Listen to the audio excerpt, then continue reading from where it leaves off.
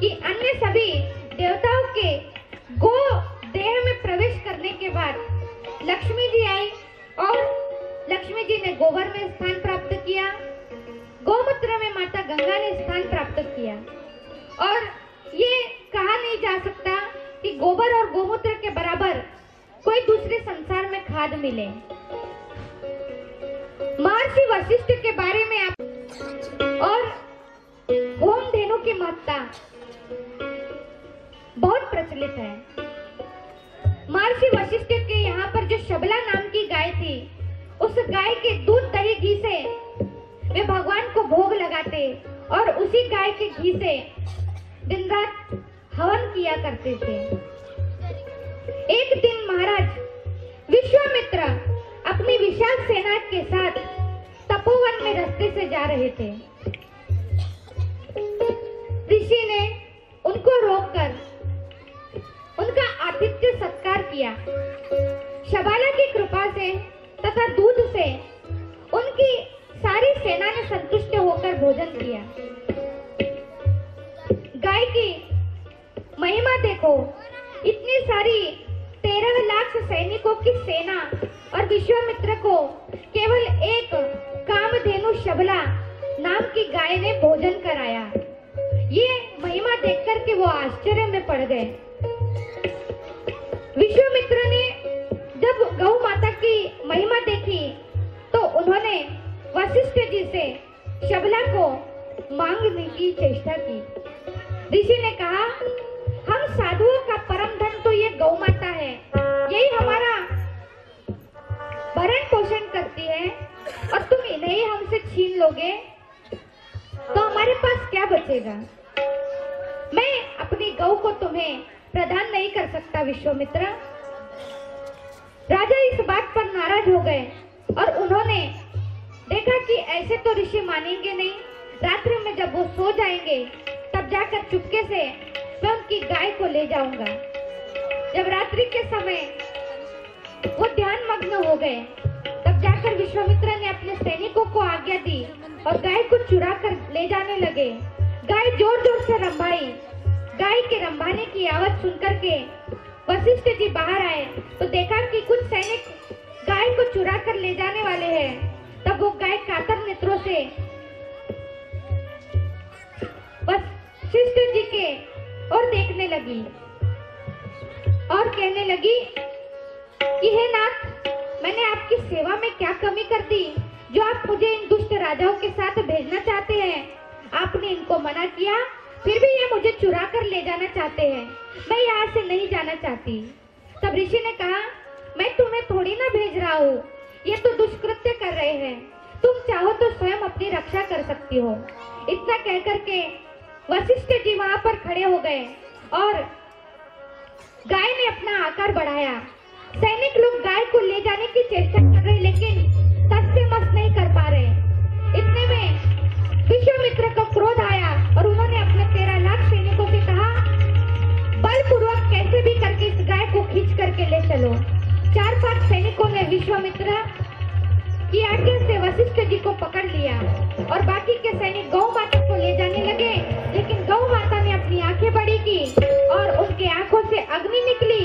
उनके हुंकार से आधे सैनिक धराशायी हो गए और आधे सैनिक गौ माता की आंखों से निकली हुई अग्नि से जल करके भस्म हो गए। इस प्रकार गौ माता ने अपनी स्वयं रक्षा की और गौ माता के ऐसे प्रताप को देख करके विश्वामित्र ने वशिष्ठ जी से क्षमा मांगी और कहा कि मैं गौ माता के प्रताप को जान गया, मेरे अपराध को क्षमा कीजिए।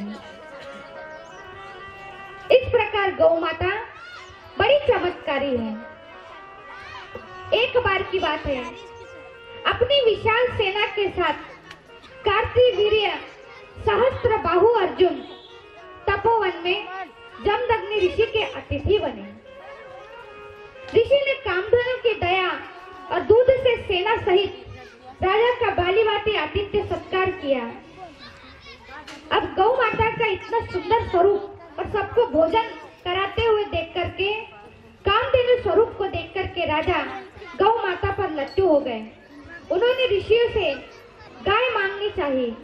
ऋषि ने फिर से देने से इनकार कर दिया। राजा सहस्त्रबाहु अर्जुन ने अपने आदमियों को बलपूर्वक गाय ले जाने को कहा, लेकिन राज आज्ञा से ऋषि ने जब मना किया तो राजा ने अपने सैनिकों को आज्ञा दी और ऋषि का सिर सैनिकों ने काट दिया।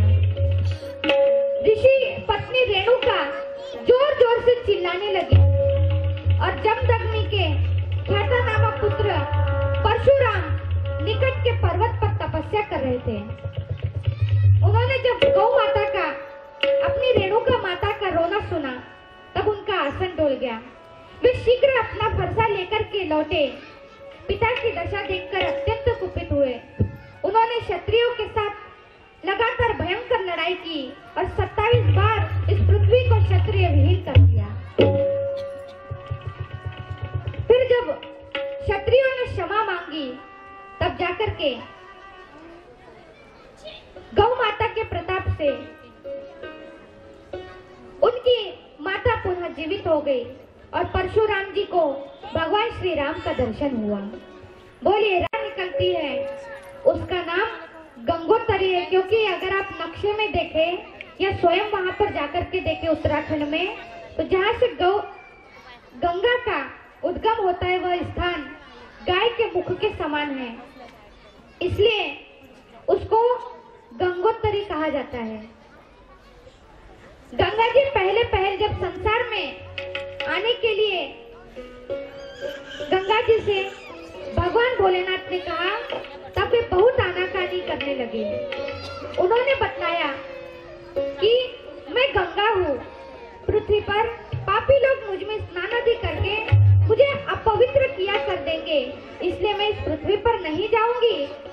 पितामह ने कहा कि लोग, हे गंगे, तुम में कितना भी स्नान करे, तुम्हें कितना भी अपवित्र करे, गाय के पैर लगने से तुम सदैव पवित्र होती रहोगी। बोलिए गंगा माता की महर्षि दत्तात्रेय अपनी गाय कुत्ते और हिरण के साथ बार बार घुमा करते हैं। दत्तात्रेय को आपने देखा कि उनकी फोटो में गौ माता का दर्शन होता है। याज्ञवल्क्य को पुरोहित बनाकर महाराज जनक ने 1000 गायों का दान किया था।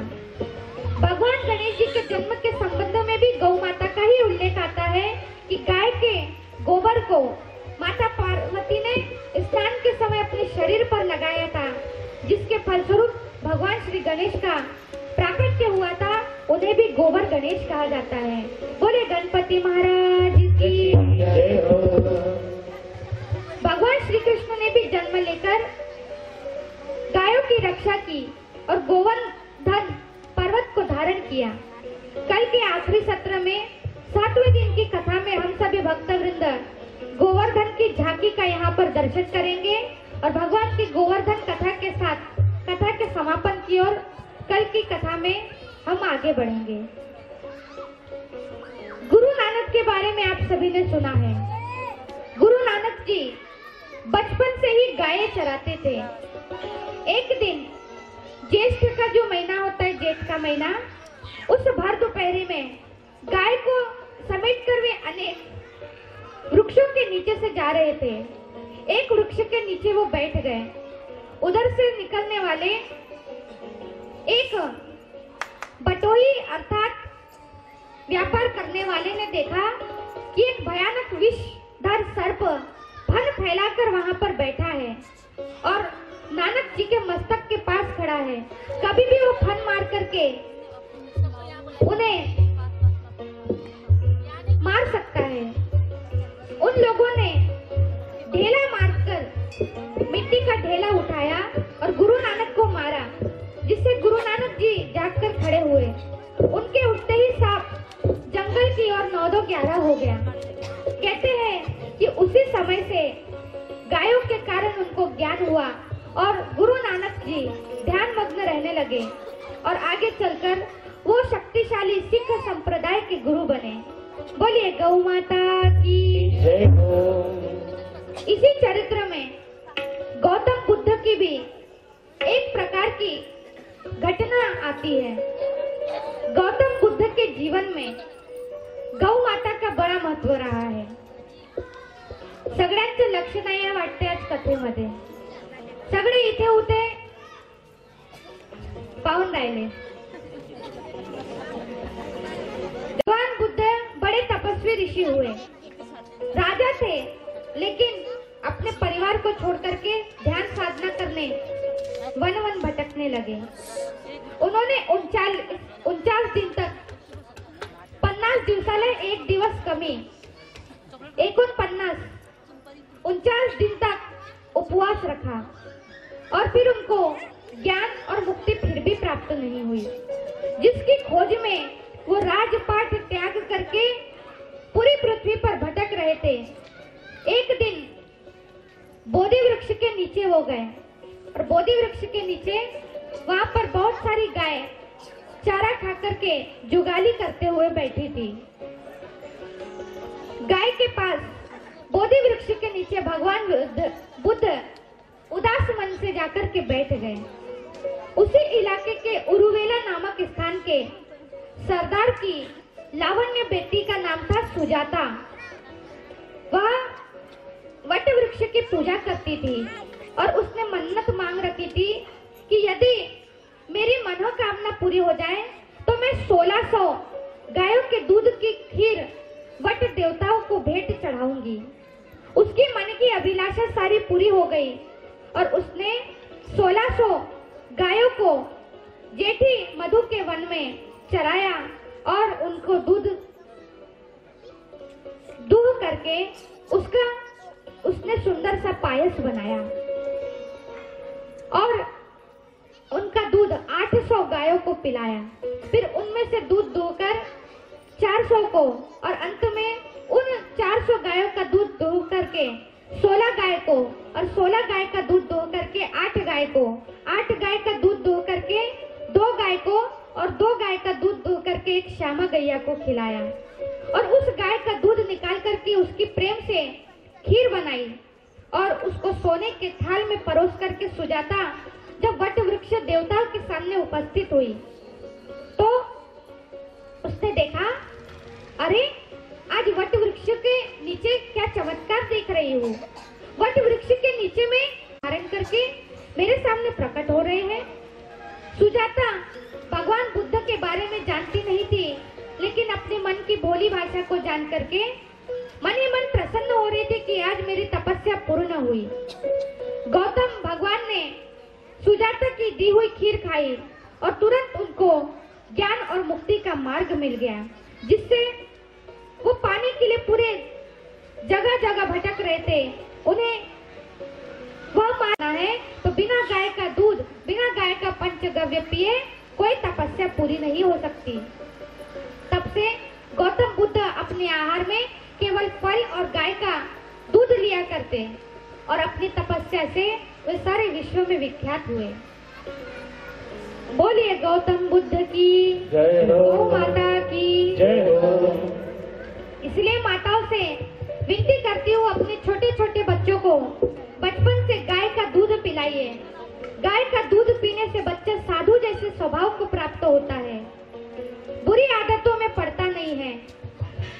उसका जो जीवन है वह बड़ा ही सुंदर बनता है और बालक सात्विक गुणों वाला ज्ञानी प्रकांड विद्वान होता है. इसलिए अपने बच्चों को बचपन से बाजार की आड़ी टेढ़ी चीज खिलाने से अच्छा गाय का दूध, गाय का दही, घी, लोणी सब खिलाओ, जिससे आपके बच्चे हष्ट पुष्ट रहे और कुछ जीवन में धर्म का, जीवन में लक्ष्य का ऐसा काम करे जिससे आपका नाम समाज में रोशन हुए.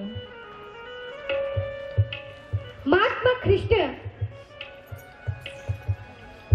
जीसस क्राइस्ट जो विदेशी लोगों के भगवान हैं, प्रभु यीशु जिन्हें कहा जाता है, उनके बारे में भी आता है कि वो वन में पशु चराते थे.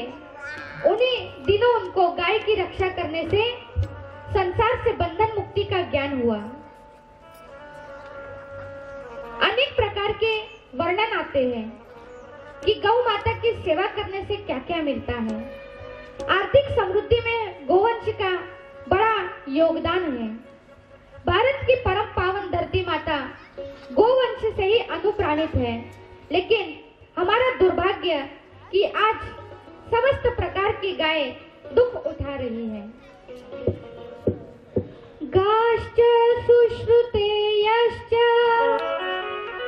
समन्वेति च सर्वशः तस्मै तुष्टा प्रयच्छन्ति वानरापि सुदुर्लभा दुयेन मनसावपि गोषो नित्यसुखप्रदा अर्चयेत सदा चैव नमस्कारैश्चेत पूज्यते। जो मनुष्य समान भाव से आत्मवत मानते हुए गौ माता को भगवान का स्वरूप मानकर के सेवा करता है, उन्हें गाय प्रसन्न चित्त से अभय वरदान प्रदान करती है। गौओं के साथ मन से कभी भी द्रोह न करे, उन्हें सदैव यथोचित सत्कार पहुंचाए और नमस्कार द्वारा गौ माता का सदैव पूजन करना चाहिए। बोलिए गौ माता की जय हो।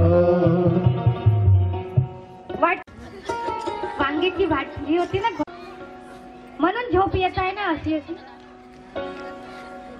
बोलिए वृंदावन बिहारी लाल की जय हो।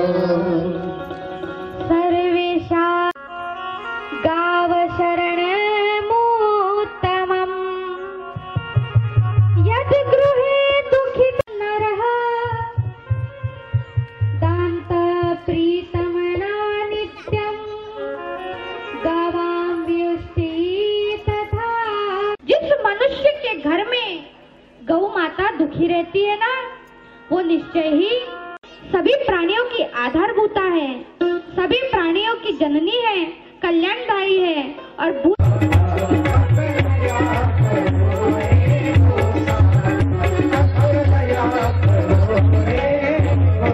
तेजी से उसकी ओर दौड़ती है। ईश्वर की ओर बुद्धि लगे रखे और गायों की गोचर भूमि की ओर जाने का दृष्टांत ये दिया गया है।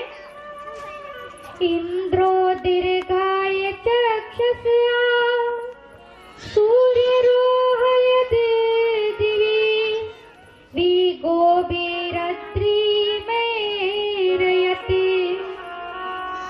सूर्यपति इंद्र ने दूर से प्रकाश दिख पड़े इसलिए द्यूलोक में सूर्य को रखा और गायों के संग पर्वत की ओर इंद्र ने प्रस्थान किया। पर्वत भी गोचर भूमि की श्रेणी में आते हैं, जहाँ जाकर के गाय जिस स्थान का चारा खाती है, घास खाती है, उस स्थान को गोचर भूमि कहा जाता है। पद्म पुराण, मनुस्मृति, याज्ञवल्क्य आदि जितने भी शास्त्र और पुराण हैं, उन सभी में गोचर भूमियों का वर्णन मिलता है। उन सभी में सारांश संक्षेप में यही है कि गोचर भूमि छोड़ने वाले को पूरी पृथ्वी के ब्राह्मणों को भोजन कराने का फल मिलता है। गोचर भूमि को रोकने या बाधा पहुंचाने वाले, वृक्षों को नष्ट करने वाले मनुष्य 21 पीढ़ी तक रौरव नामक नरक में निवास करते हैं। जो गाय चर रही है, चारा खा रही है, उनको जो मनुष्य बाधा पहुंचाता है, वह मनुष्य को समर्थ ग्राम रक्षक ऐसा दंड दे कि पद्म पुराण में कहा गया है, यदि नो गाहंसी यत् शृणुष्वम् यदमेत्वा तम विन्द्यन्ति शिष्यामि। जो मनुष्य गायों की हत्या करने का पाप सोचता है, गायों को कष्ट पहुंचाने का पाप सोचता है या गायों की हत्या करता है, शास्त्रों के द्वारा उसको शीशे की गोली से बींध करके उसके शरीर को छलनी करके उसको मृत्यु दंड दे देना चाहिए, ऐसा गौ माता कहती है कि मेरे बालकों को कष्ट मत दो, लेकिन उनके बालक ही गौ माता को कष्ट देते हैं। गांव के निकट चारों ओर 400 योजन मतलब जितने दूर हम जैसे पत्थर या लकड़ी फेंकते हैं, जहाँ तक वो पत्थर जाता है उतने दूर तक की भूमि गाय के चरने के लिए छोड़नी चाहिए। नगर के निकट 3 गुनी भूमि छोड़नी चाहिए। महर्षि याज्ञवल्क्य के अनुसार राह ग्राम और गोचर भूमि के निकट खेत को यदि रखवाले की अज्ञात अवस्था में पशु नष्ट कर दे तो वो दोषी नहीं होगा, लेकिन उस भूमि को यदि कोई मनुष्य हड़प लेता है, उस भूमि को कोई मनुष्य छीन लेता है तो उससे बड़ा पापी कोई नहीं है और वो मनुष्य कीड़े के रूप में जन्म लेता है और दुख को प्राप्त करता है। वो अपराधी है, चोर की भांति उसे दंड मिलना चाहिए। याज्ञवल्क्य स्मृति में कहा है, प्रति ग्राम विवितांत क्षेत्र दोषो न विद्यन्ते नृक पाले तु चांडाली काकमासम स्वचर्मणा छंदास गो चक्षुणी कृषि कृत भीतितः। एक कथा आती है याज्ञवल्क्य स्मृति में, ध्यान पूर्वक श्रवण कीजिए। बोलिए गौ माता की जय हो। चांडाल जानते हो किसको कहते हैं? जब कोई शव हम लेकर के जाते जला देते हैं तो वहां पे जो शव को पूरी तरह से जलाता है और उसमें जो भी हड्डी मांस बचता है निकाल करके अलग रखता है, उसको खा करके अपना पेट भरण करता है, उस मनुष्य को चांडाल कहते हैं। और अघोरी लोग भी नित्य मनुष्य का मांस भक्षण करते हैं। वो भगवान शंकर के परम उपासक होते हैं और किसी को दिखाई नहीं देते। एक बार की बात है, एक चांडाल की पत्नी एक मार्ग पर बैठी हुई थी और चिता अग्नि में, जहाँ पर शव जल रहा था, उस चिता अग्नि में इंसान की खोपड़ी रख करके, उस कपाल में रख करके कौवे का मांस रख करके पका रही थी और कुत्ते के चमड़े से उसको ढक करके रखा था और उसको मनुष्य के शव के ऊपर पका रही थी। एक व्यक्ति राह में वहां से गुजर रहा था।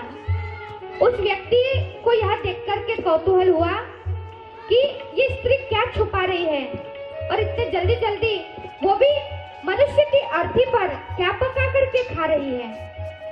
उसने चंडालिनी से पूछा, अरे तूने ऐसी घृणित चीज को भी क्यों ढक करके रखा है? तो उस चांडालिनी ने कितना मार्मिक उत्तर दिया। उसने पूछा, इसमें क्या है?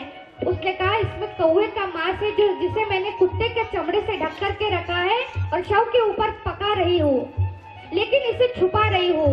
उसने पूछा, क्यों छुपा रही हो? तो उसने कहा, मैंने इसे इस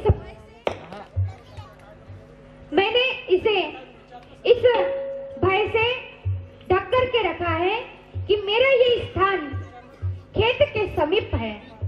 यदि किसी ऐसे महापापी व्यक्ति की नजर, जिस व्यक्ति ने गाय के चरने की जो भूमि है, जहाँ पर गाय स्वच्छंद रूप से चारा खाती है, उस भूमि को अपनी खेती में मिला लिया है या उस जमीन को हड़प कर लिया है, ऐसे व्यक्ति की अगर इस अधम से अधम, पापी से पापी भोजन पर भी दृष्टि पड़ जाएगी तो मेरा यह भोजन खाने लायक नहीं रह जाएगा।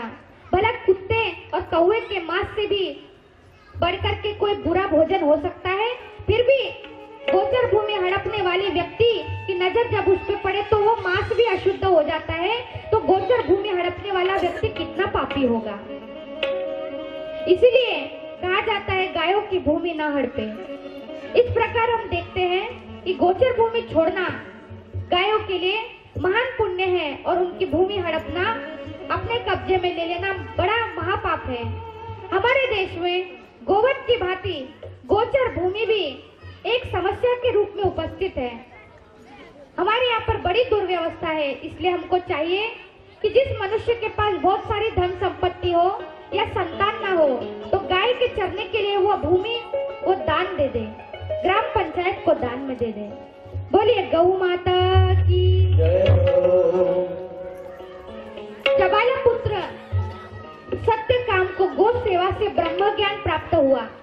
जैसे ज्ञानेश्वर महाराज को ब्रह्म ज्ञान प्राप्त हुआ, ऐसे गाय की सेवा करने से जबाला के पुत्र सत्य काम को ब्रह्म ज्ञान प्राप्त हुआ। आइए इस कथा के माध्यम से श्रवण करते हैं। उसके बाद दही हांडी की जय हो। आवाज ऐकू नहीं आली। बोले कृष्ण कन्हैया लाल की। आता आवाज आली। उसका नाम था जबाला। उसका एक पुण्य था व्रत की वो गौ सेवा करती, और उसके एक लड़का था जिसका नाम क्या था, सत्यकाम। जब वो पढ़ाई करने के योग्य हुआ तब अपनी माँ से वो कहने लगा, माँ माँ मैं गुरुकुल में निवास करना चाहता हूँ। जब गुरुजी मुझसे मेरे कुल का, मेरे पिताजी का नाम पूछेंगे तो मैं क्या बताऊंगा माँ। तब जबाला कहती है, पुत्र तेरे पिता की मैंने इतनी सेवा की कि उनकी सेवा में कोई विघ्न न पड़े, और सेवा करते करते तेरे पिता से तेरा गोत्र, कुल का नाम पूछने का मुझे ध्यान भी नहीं रहा, क्योंकि उन दिनों में सदा अतिथियों की सेवा में व्यस्त रहती थी। अतः जब तुम स्कूल में क्षमा करें, जब तुम आश्रम में विद्या अध्ययन करने के लिए जाओ, उस समय तुम आचार्य जब तुमसे गोत्र आदि पूछे तब तुम इतना कह देना कि मैं जबाला का पुत्र सत्यकाम हूँ।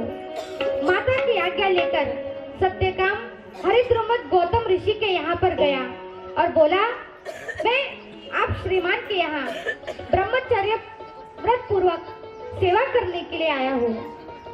आचार्य ने उन्हें अपने आश्रम में प्रवेश दे दिया और भोजन के बाद उनसे पूछा, बेटा तुम्हारा कुल गोत्र क्या है?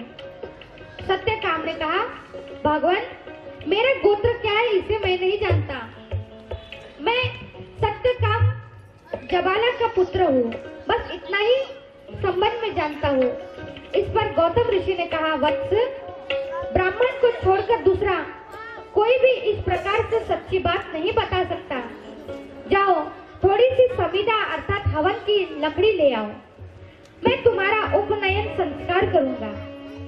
सत्यकाम का उपनयन संस्कार बड़ी प्रसन्नता पूर्वक हुआ और वो गुरुजी की आज्ञा से 400 दुर्बल दुबली पतली गायों को वन में जाकर के चराने लगा। तब जब वह जाने लगा, गुरुजी ने कहा, ठहरो सत्यकाम, जब तू इन गायों को चराने जाएगा तो चराने के लिए जा, लेकिन जब तक इन 400 गैयाओं की संख्या 1000 तक न पहुंच जाए तब तक तू वापस मत लौटना। सत्यकाम गुरुजी को प्रणाम करके वन में चले गया। बोलिए गौ माता की जय हो। वहाँ एक कुटिया बना करके रहने लगा था। उसने सत्यकाम के पास आकर कहा, वत्स हमारी संख्या 1000 हो गई है, अब तू हमें ऋषि गौतम के पास आचार्य कुल में वापस पहुंचा दे। साथ ही ब्रह्म तत्व के संबंध में तुझे एक चरण का मैं उपदेश देता हूँ। वह ब्रह्म प्रकाश स्वरूप है जिसका तेज पूरे ब्रह्मांड में व्याप्त है। इसका दूसरा चरण तुझे अग्नि बतलाएंगे। सत्यकाम सांड की आज्ञा से गौओं को हाँक कर आगे चलने लगा। इस प्रकार उसे पहला ज्ञान प्राप्त हुआ। संदेह होने पर उसने गायों को रोक दिया और जल पिलाकर वह रात्रि निवास की उसने व्यवस्था की। तत्पश्चात लकड़ी लाकर उसने अग्नि जलाई। अग्नि ने कहा, सत्यकाम मैं तुझे ब्रह्मा का द्वितीय पद बतलाता हूँ, ज्ञान का दूसरा प्रकार बतलाता हूँ। वह अनंत लक्षणात्मक है, मतलब भगवान का स्वरूप अनंत है।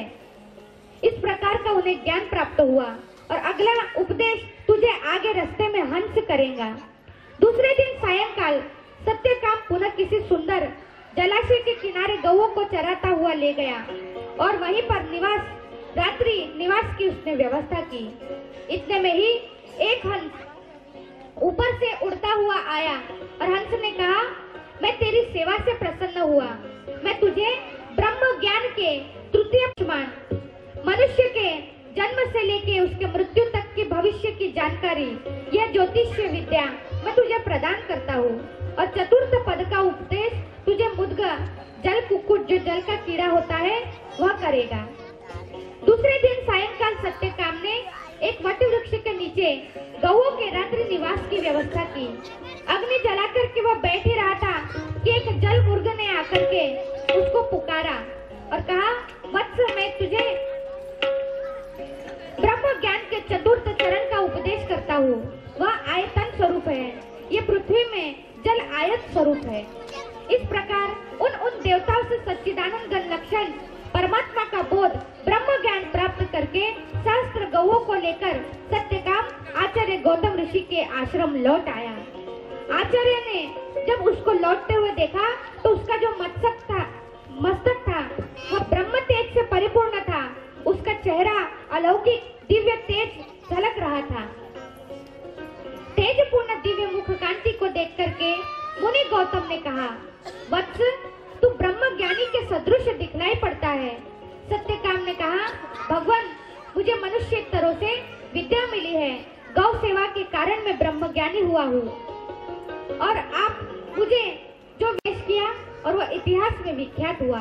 बोलिए गौ माता की जय। इसलिए कहते हैं जब जब गाय चरने जाती है या गौशाला में गाय रहती है तो अपने बच्चों को गाय के पास कुछ समय बैठाओ, उन्हें गाय के पीठ पर हाथ फेरने को लगाओ, पूंछ पकड़ने को लगाओ, गाय की सेवा करने को लगाओ, जिससे बच्चों को गायों के बीच में बैठ करके जैसे सत्यकाम को ब्रह्म ज्ञान प्राप्त हुआ वैसे आपकी संतानों को ब्रह्म ज्ञान प्राप्त हो। बोलिए वृंदावन बिहारी लाल की जय। भगवान श्री कृष्ण के बारे में कल आपने श्रवण किया कि किस प्रकार भगवान श्री कृष्ण ने जन्म लिया और उनके आने से कैसे सब जगह आनंद ही मंगल छा गया। नंद बाबा के यहाँ पर 9 लाख गाय निवास करती थी। कितनी गाय थी? 9 लाख। जिसके पास 11 लाख गाय है वो है उपनंद, जिसके पास 9 लाख गाय है वो है नंद, जिसके पास 50 लाख गाय है वो है वृषभानु, राधा जी के पिताश्री। बोलिए राधा रानी की जय। भगवान श्री कृष्ण जब छोटे थे तुतली सी भाषा में बोल करके सबका मन बहलाते थे।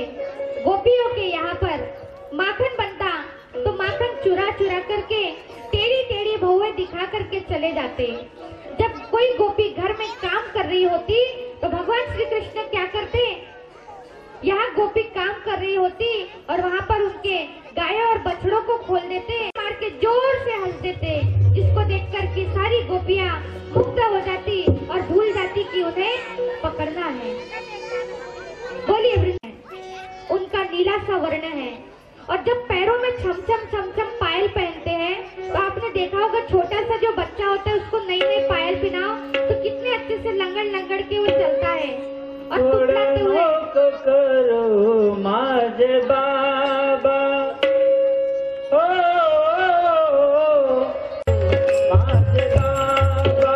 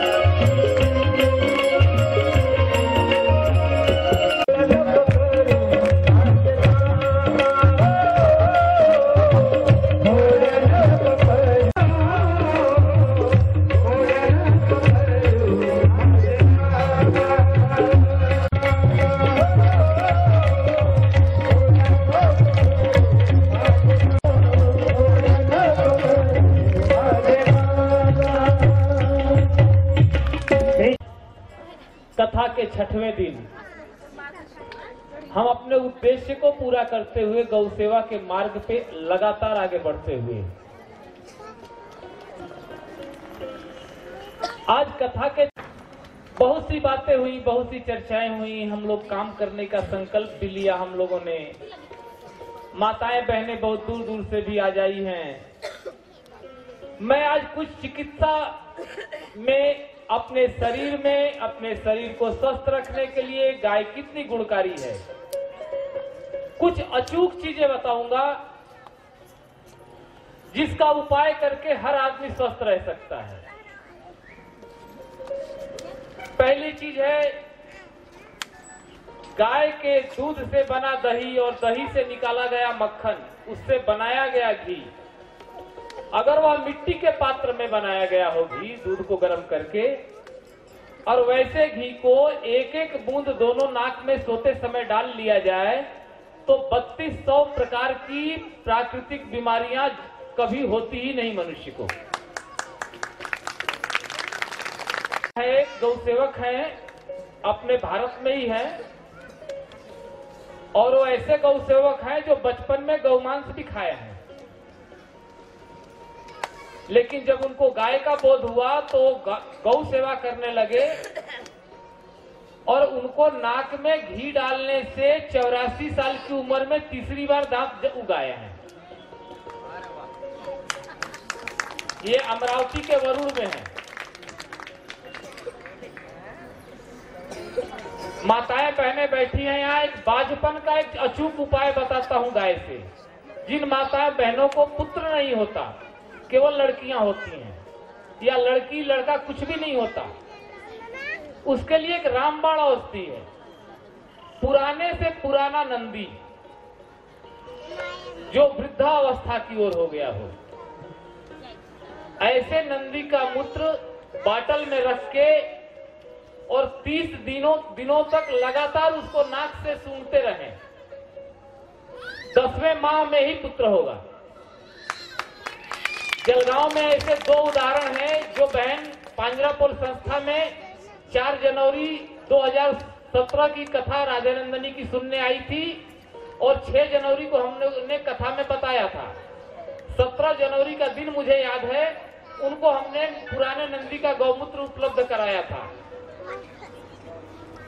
नवंबर माह में उनको पुत्र उत्पन्न हुआ।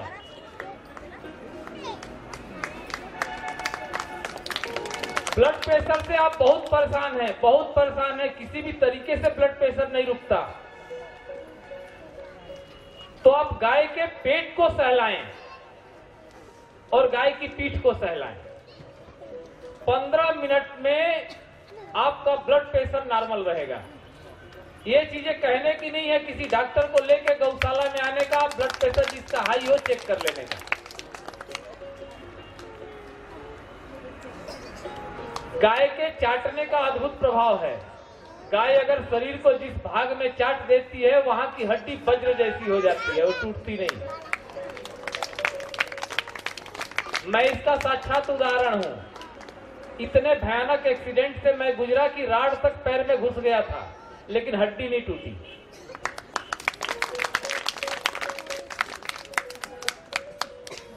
गाय की उपयोगिता, नींद नहीं आती हो तो गौशाला में गाय के बीचों में आधा घंटा गुजारिए, गोबर जलाइए। गोबर जलाने के कई फायदे हैं। मच्छर मक्खी भाग जाते हैं, और आदमी के शरीर में जब वो धुआं जाता है तो वो पूरा पावन कर देता है, पवित्र कर देता है। और साइंटिफिक रीजन पूछिए तो शरीर से निकोटीन का नाश कर देता है।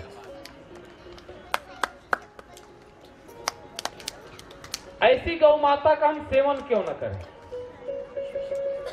गाय के दूध में बच्चा कितना भी दुबला पतला हो, उसको मोटा करने का एक सरल उपाय है, सीधा उपाय है। 1 पाव गाय के दूध में 4 छुहाड़ा, खारीक जिसको बोलते, खूब उबाल कर ठंडा होने तक रखें और उसको चबा चबा के खारीक खा के और दूध पिला दें उसको। आप उसकी तंदुरुस्ती देखें कि बच्चा तंदुरुस्त कैसे होता है।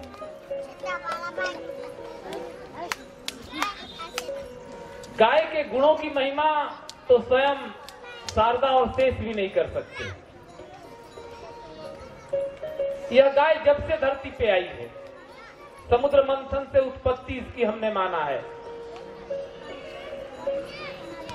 समुद्र मंथन से केवल 5 गाय मिली, और गाय जिसको हम माता कहते हैं, देखिए कितनी प्यारी है। देवताओं की नजर पड़ी गाय पे, बोले ये तो अमृत देने वाली आ गई।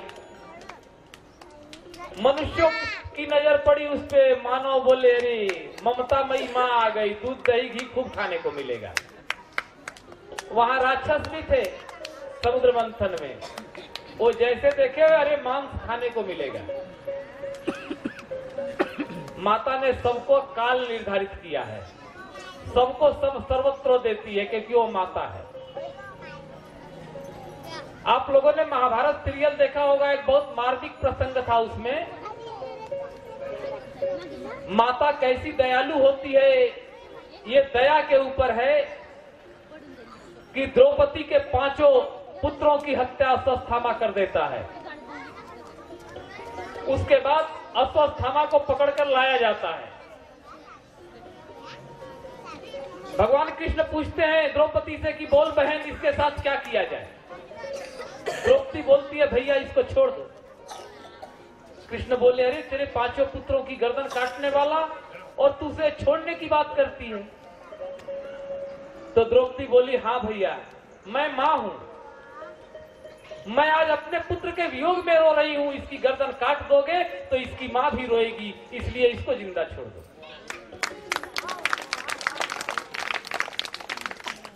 हमारे पारसनानी गौशाला में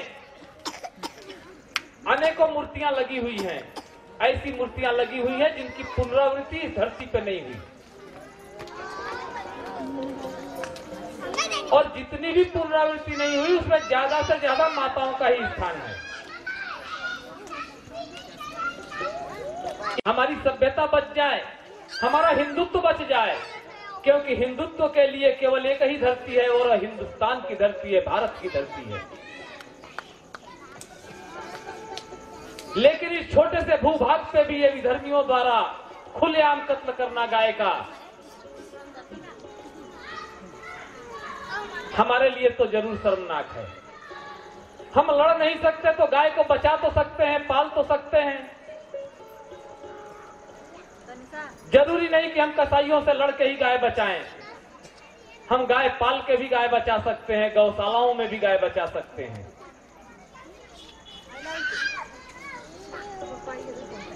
आइए कथा के 6वें दिन फिर एक गौ माता के सेवा और संवर्धन का संकल्प लेते हैं।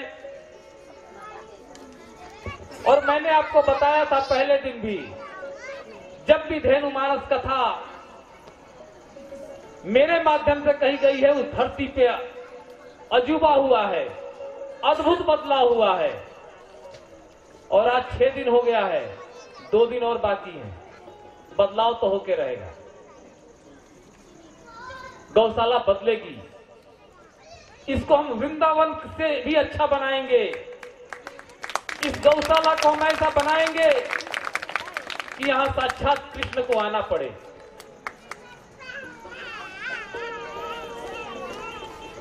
एक छोटी सी भजन है। मेरी प्रथम गुरु और मेरी बुआ आज इस दुनिया में नहीं है, जिन्होंने मुझे 5वीं कक्षा में पढ़ते समय मुझे सिखाया था। उसको मैं सुनाने का प्रयास उन्हीं के शब्दों में करूंगा। बच्चों तैयार हो तो पीछे पीछे है लगन प्रभो तुमसे,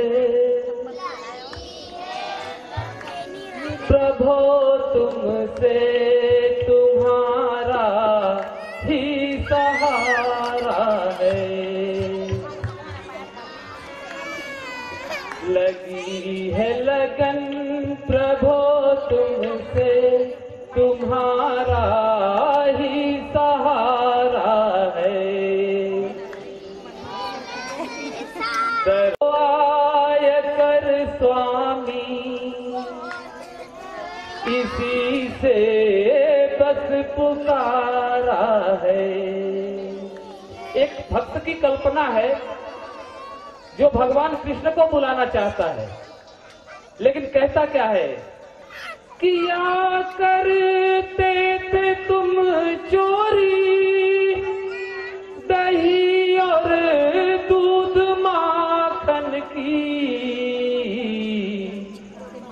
इसी लज्जा से क्या भगवन, इसी लज्जा से क्या भगवन नहीं भारत में आते हो। आगे गौ हत्या को देखकर वह भक्त मायूस होकर कृष्ण को ललकारता है। कैसे? खड़ी है हिंद के पापों की सेना तुझसे लड़ने को, अगर तुम चक्रधारी हो, अगर तुम चक्रधारी हो तो सन्मुख क्यों न आते हो। लगी है लगन प्रभो तुमसे। आज बहुत दिनों बाद बचपन याद आया, गाय का सानिध्य याद आया। हम लोग जब पढ़ा करते थे तो हम लोग की बुआ थी, चाची थी, दादी थी, गाय के कोठे में बैठा के मिट्टी के तेल का दीपक जला के और छड़ी लेकर के पढ़ाते थे। पहले 5 रामचरितमानस की चौपाई या गीता का श्लोक पढ़ाया जाता था, बाद में किताब पढ़ाई जाती थी। आज बच्चों को हम कुछ दे ही नहीं रहे। गाय को बचाना है तो बच्चों में हिंदुत्व का संस्कार डालना ही होगा। बिना हिंदुत्व की कट्टरता के गाय नहीं बचेगी। एक दिन और मैंने आपको बताया था, हमारे समाज में एक शब्द प्रचलित है, अहिंसा परमो धर्म। ये आधा श्लोक है, ये शास्त्र में श्लोक है, अहिंसा परमो धर्म, धर्मो हिंसा तथैव च। अहिंसा ही परम धर्म है, लेकिन धर्म की स्थापना के लिए किया गया हिंसा भी अहिंसा ही है। इसलिए हमारे गौशाला के बहुत बहनें भाई बैठे हुए हैं जो हमारे सहकर्मी हैं। गाय को बचाने के लिए अगर कभी मुख से कटु निकल, गाय की रक्षा के लिए जीवन के मार्ग का त्याग करके किसी अन्य मार्ग का भी शरण लेना पड़े तो भी इससे परहेज नहीं करना, क्योंकि राज्य नियम हो सकता है बाएं चलना, लेकिन दाएं जाके भी हम अपनी प्राणों की रक्षा कर सकते हैं। गौ हत्या के विषय को जो भी जहां देखे उसे तत्काल रोकना चाहिए, क्योंकि जिसे हम माता कहते हैं उसे कोई मारे या बर्दाश्त नहीं है। दूसरी चीज, शहरों में कूड़ा कचरा खाने वाली, ढेर पे रहने वाली गाय, उनके पालकों का विरोध करना चाहिए। वो अपनी संस्कृति का अपमान कर रहे हैं, खुले में गाय छोड़कर, जिन्हें माता कहते हैं, 33 कोटि देवी देवता का वास है, उसे कचरा खाने पर मजबूर करने वाले गौ पालक, वो गौ पालक नहीं, वह कंस के खानदान के हैं। कृष्ण के खानदान का आदमी गाय की सेवा करेगा, कचरा नहीं खाने देगा।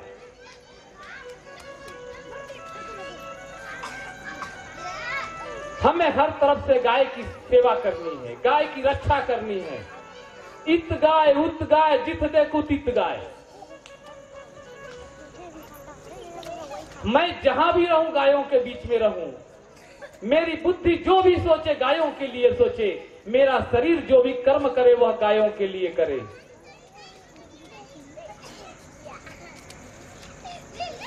हमारे यहाँ आरती होती है, हम लोग रोज प्रतिज्ञा लेते हैं, ध्यान मूलम गौ शरीरम, पूज्य मूलम गोकुलम, मंत्र मूलम गौ रक्षणम, तस्मै श्री गायो नमः। हमें ये सिद्ध करने की आवश्यकता है। शास्त्र केवल सुनने पढ़ने का नहीं है, शास्त्र को जीवन में उसके अनुरूप आचरण करने के लिए है। जब हमें समझ में आया, रामचरितमानस में बहुत पढ़ता था, पूरा पढ़ जाता था। एक बार मेरे को एक महाराज जी ने बताया कि सब तो पढ़ जाते हो, अंतिम का छंद पढ़ के देखना। उसमें लिखा है कि सतपंच चौपाई मनोहर जानी जो नर उर्धरे माया विद्या जनित पंच विकार श्री रघुवीर हरे। भावार्थ है कि रामचरितमानस पूरा पढ़ने और सुनने का कोई फायदा नहीं जब तक कि 7 से 5 चौपाइयों के अनुरूप अपने जीवन में वैसा आचरण न कर जाओ। और आचरण कर लो, तुम्हारे सारे विकार भगवान श्री राम हर लेंगे। आइए साध्वी जी के साथ चलेंगे। बच्चे बैठे हैं, तो एक बार जय गौ माता जय गोपाल का 1 मिनट का संकीर्तन केवल। खड़े दयाल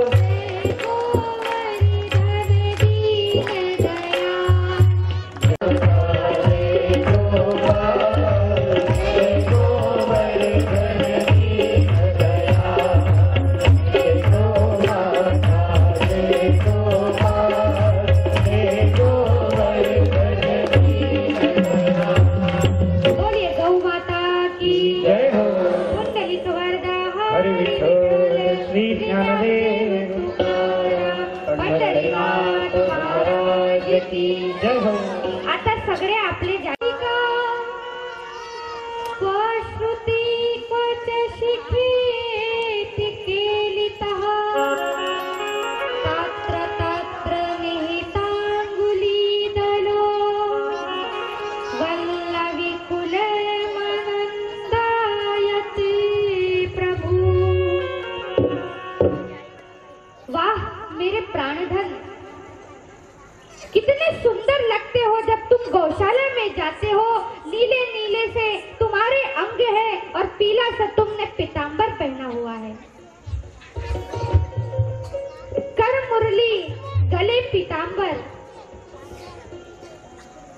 गले वनमाल और कटी पीतांबर, कंचू की शोभा न्यारी। जब तुम्हारा मोर पंख और पीतांबर तुम जब दौड़ लगाते हो, जब वो हवा की लटकन से हिलता डुलता है, हे प्यारे श्याम सुंदर, वो झांकी कितनी मनोहारिणी है, उसका हम क्या वर्णन करें। भगवान श्री कृष्ण की रणांग लीला प्रारंभ हुई और नित नई होकर बढ़ चली। व्रजेंद्र नंदन श्याम सुंदर श्री कृष्ण के चिदानंदमय स्वरूप भूत उस चित्र को अपने मन में बसाओ। आप सभी कथा में बैठे उस चित्र का दर्शन करो कि भगवान श्री कृष्ण सुंदर से है, छोटे से है, नीले नीले उनके अंग है, लाल लाल होठ है, आंखों में काजल लगा है, सुंदर सा तिलक है, मस्तक पर मोर पंख लगा हुआ है, कमर में घंटियां छोटी सी टन टन की ध्वनि कर रही है, पैरों में पायल है, हाथों में मुरली और एक हाथ में मक्खन है, और दौड़ करके तुतलाती हुई भाषा में किलकारी मारते हुए अली मैया कह करके भगवान श्री कृष्ण गौशाला में दौड़ रहे हैं। गैया मैया को कह रहे हैं, मैया अम्बा तू मुझे दूध पिलाएगी। तब यशोदा मैया कहती है, अरे लाला गैया से तू थोड़ा दूर हो जा, काऊ तो गैया लात न मार दे। अगर तो लात मार देवेगी तो तेरे जो सुकोमल सोंग है ना लाला, वहां में लग जाएगी। भगवान श्री कृष्ण बार बार जिद किया करते।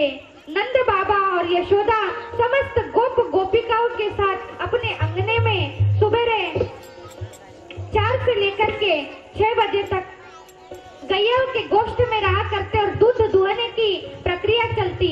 सोने के पात्र मंगाए जाते और भगवान श्री कृष्ण बढ़िया से कमर पे हाथ रख के ऐसे ऐसे टुकुर टुकुर करके गौ दोहन की लीला देखते रहते। और जब नंद बाबा दूध अपने हाथों से दोहते, थनों से दूध निकालते, तब जाकर के श्री कृष्ण जब गैयों के पास चले जाते तो नंद बाबा एक पिचकारी दूध की लाला के मुख में छोड़ देते। लाला बड़े प्रेम से कहता, बाबा कहते तुझे दूध पीने में मजा आयो। कन्हैया कहते, वावा बाबा बाबा और मुझे दूध पिलाओ, मुझे तो बड़ो मीठो गैयन को दूध लागे है। कोई गोपी देखना चाहती यशोदा नंदन में खड़े होने की शक्ति आई है या नहीं। धीरे धीरे भगवान खड़े होते, 2-4 कदम दौड़ लगाते चलते और फिर धड़ाम से गिर जाते। कभी कभी तो ऐसी उदम मचाते, कोई बछड़े की पूंछ पकड़ लेते और बछड़े की पूंछ पकड़ करके जैसे ही बछड़े आगे डर के मारे भागते, भगवान श्री कृष्ण स्नान करे हुए रहते और जैसे ही पूंछ को पकड़ते तो बछड़ा भागता और नंदन नंदन गिर जाते। कस के पूंछ को पकड़ते, आगे आगे बछड़ा दौड़ता और पीछे पीछे घसीटते हुए नंदन नंदन श्याम चले जाते। और फिर पूरे मिट्टी कीचड़ में सन जाते और मैया को चिल्लाते, मैया बचाओ, कोई कीचड़ में ये बालक लेकर के जा रहे हो है। और जब कीचड़ में सने हुए रहते, भयभीत होते, तो गोपियां हंस करके कहती, अरे लाला, इतना सुंदर तो तेरा श्रृंगार कराया था और अब देख तेरे पूरे शरीर पर माटी लग गई। अब भी तो तेरा मैया ने श्रृंगार किया था। और अत्यंत मधुर बाल लीला का आस्वादन करने की इच्छा श्याम सुंदर के मन में जागृत हुई। नंदन नंदन कहते हैं, मैया मैं भी आज दूध दूंगा। मैया कहते, नहीं लाला, तू 5 वर्ष का होने का है, कोई गैया तुझे मार देगी या तू कभी गौचारण करने गया, वन में हिंसक पशु रहते हैं, वो पशु तुझे खा जाएंगे या नुकसान पहुंचाएंगे, वन के कंकड़ पत्थर तेरे सुकोमल पैरों में लगेंगे तो तुझे कितनी पीड़ा पहुंचेगी। अभी समय है, जिद न कर लाला, बाद में तू गैया को चरा लेना। लेकिन भगवान श्री कृष्ण जिद्दी ठहरे, बैठ गए मुंह फुला करके और कहने लगे, मैं ना मानूंगा। जोर जोर से रोने लगे। तब रोने की आवाज सुनकर के नंद बाबा आए और अपने लाला को गोदी में उठा लिया और पूछा, अरे मेरो लाला काय को रोए रहे हो है, क्या बात हो गई। तब कहा, बाबा मैया मुझे गैया चराने की आज्ञा नहीं देती है, कहती है कि मैं छोटा हूँ लेकिन मैं तो रोज गैया धोने आता हूँ, मुझे तो अच्छा अनुभव हो गया है बाबा। बाबा आप कहे तो मैं गैया को चराने जाऊँ। तब बाबा जानते थे कि कन्हैया बड़ा ही जिद्दी है, मानेगा नहीं, तो उन्होंने कहा, कल दीपावली का दूसरा दिन है, कार्तिक शुक्ल प्रतिपदा, इसी दिन गैया माता को हम जन्मोत्सव मनाते हैं और इसी दिन से तू गौचारण करने के लिए जाना। और भगवान श्री कृष्ण रात्रि में जल्दी से भोजन करके सो जाते हैं। प्रातःकाल नंद बाबा उठते हैं, गोबर और गोमूत्र से अपने बालकों को स्नान कराते हैं, भगवान श्री कृष्ण का दिव्य सुंदर श्रृंगार करते हैं। मैया आज गैया की पूंछ से भगवान श्री कृष्ण को झाड़ा लगा रही है, उसकी नजर उतार रही है। गोपियों ने भगवान श्री कृष्ण को सुंदर सा पीताम्बर पहनाया और बरसाने से राधा रानी के चरणों के कमर के नीचे की जो कमली होती है, वो कमली लाकर के भगवान श्री कृष्ण के अंगों में बांधी। तब से श्री कृष्ण कन्हैया लाल काली कमली वाले कहलाने लगे। बोलिए काली कमली वाले